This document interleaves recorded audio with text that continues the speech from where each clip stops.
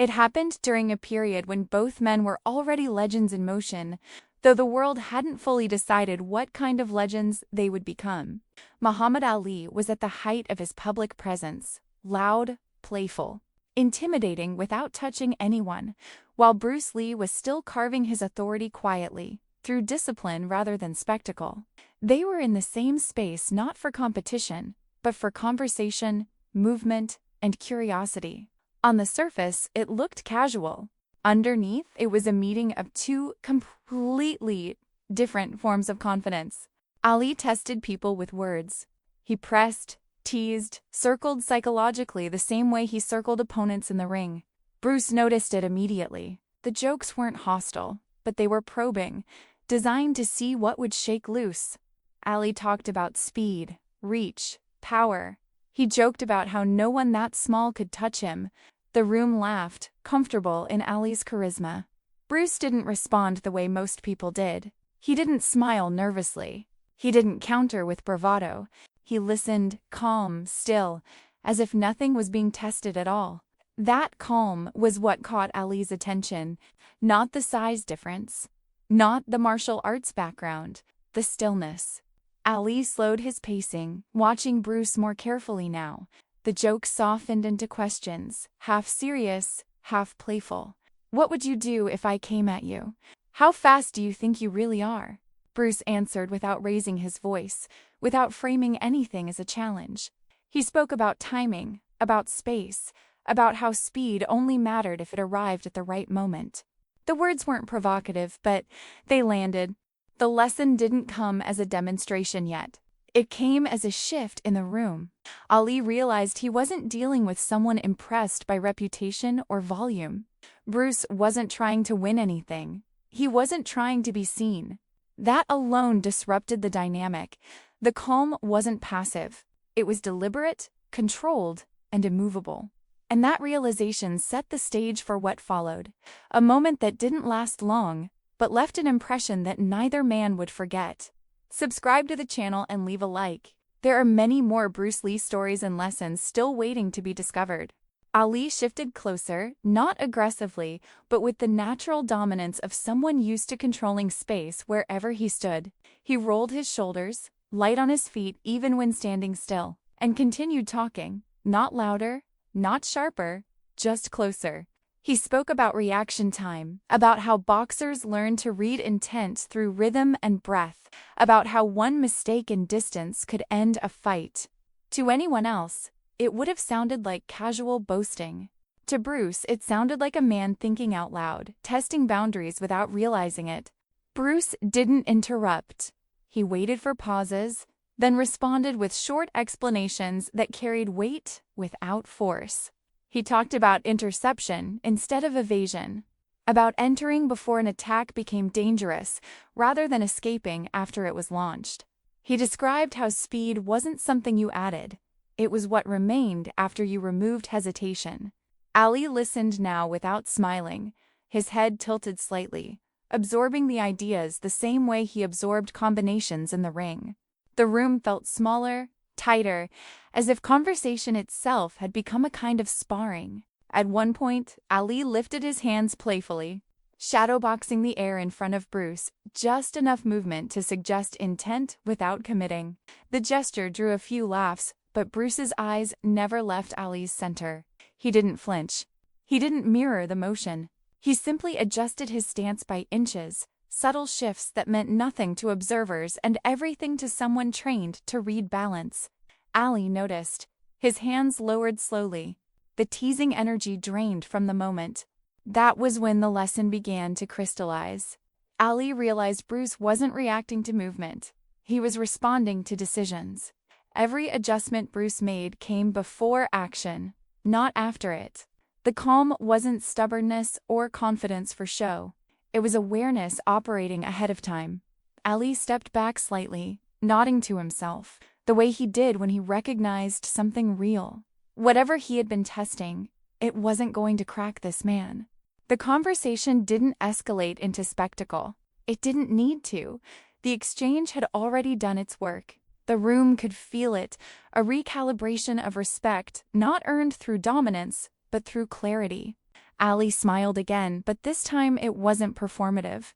It was thoughtful. The test was over, even if no one had announced it.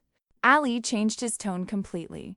The playful edge gave way to curiosity, the kind that only appears when a champion recognizes something unfamiliar but dangerous in its own way. He asked Bruce how he trained calm under pressure, how he stayed present without freezing, how he could stand in front of someone larger, louder, and faster without instinctively preparing for impact. Bruce answered slowly, choosing words the same way he chose movements, only what was necessary. He spoke about conditioning the nervous system, about spending years putting himself in uncomfortable positions until discomfort stopped registering as threat. Calm, he explained, wasn't a personality trait. It was a trained response. That answer lingered. Ali leaned back against a table, arms crossed now, listening instead of circling. Bruce described how most people reacted too late because they waited for confirmation. They waited to see danger before responding to it. By then, it was already happening. He talked about acting on intention rather than action, about how the body could be taught to recognize commitment before motion fully expressed itself. The words weren't mystical. They were practical, grounded, almost clinical. This wasn't philosophy for show. It was mechanics applied to awareness. Ali tested it one last time, subtly. He stepped forward abruptly, not striking, not fully committing, just enough to see what would happen. Bruce shifted again, not retreating, not advancing, simply adjusting his line so that Ali's forward pressure had nowhere useful to go. It was over before most people noticed it had begun.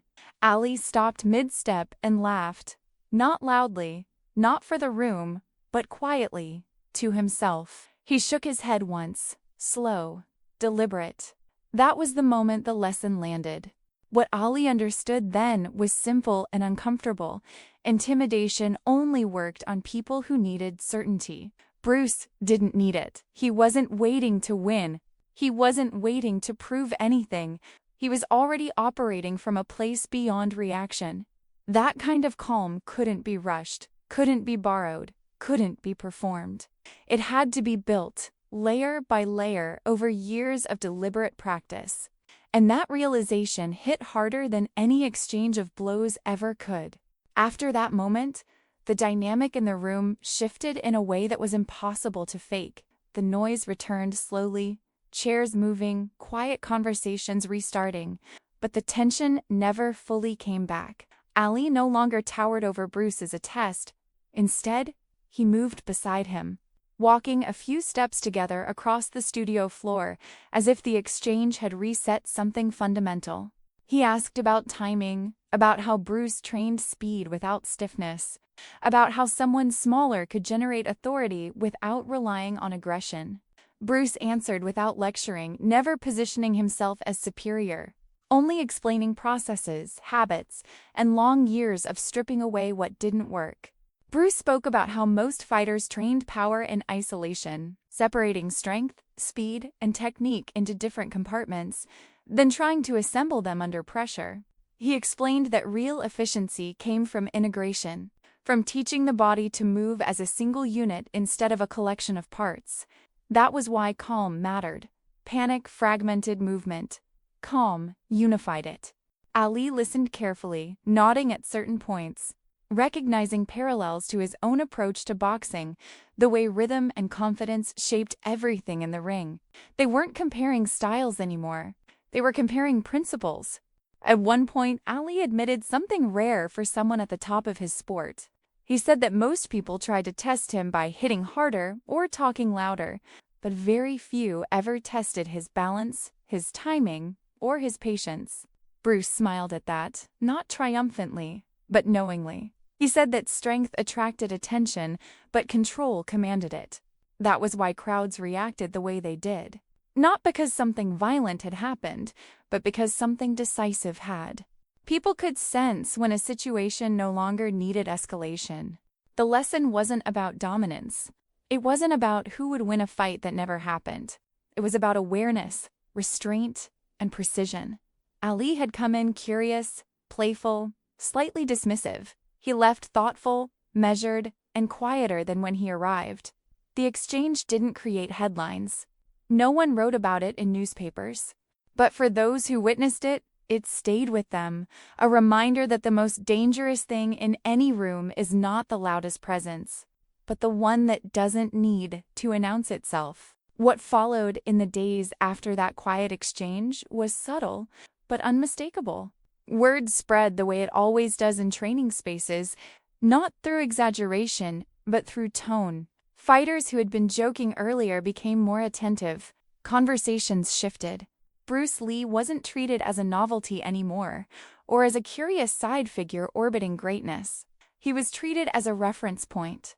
Not because he demanded it and not because he asserted himself verbally, but because everyone had felt the shift in gravity when calm met pressure and didn't move.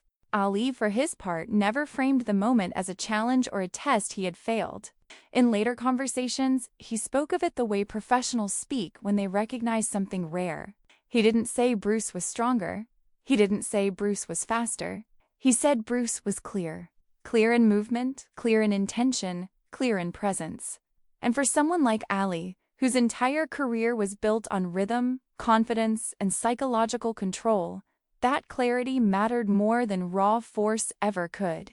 Bruce returned to his work unchanged on the surface. He trained the same way. He spoke the same way. He showed the same patience with students and crew. But the atmosphere around him was permanently altered. Fighters who once stood with crossed arms now stood with questions. Skepticism was replaced not with worship, but with curiosity. And that, to Bruce, was the only victory that ever mattered. Not convincing people that he was right, but making them question what they thought they already knew. The lesson wasn't loud. It wasn't cinematic. It didn't end with applause or confrontation. It ended with silence, the kind that follows understanding, not confusion. A silence that tells you something irreversible has just happened. Ali tested Bruce's calm, expecting resistance or reaction. What he found instead was a mirror. And in that mirror was a truth most fighters spend a lifetime avoiding. That mastery isn't about proving yourself in every moment, but about knowing exactly when you don't need to. That moment never became legend because of what was done. It became legend because of what wasn't. No blow thrown, no ego fed, no dominance displayed. Just a quiet, immediate lesson delivered in seconds and carried for decades by those who understood what they had witnessed. Bruce Lee didn't need to win anything that day. His presence had already done the work.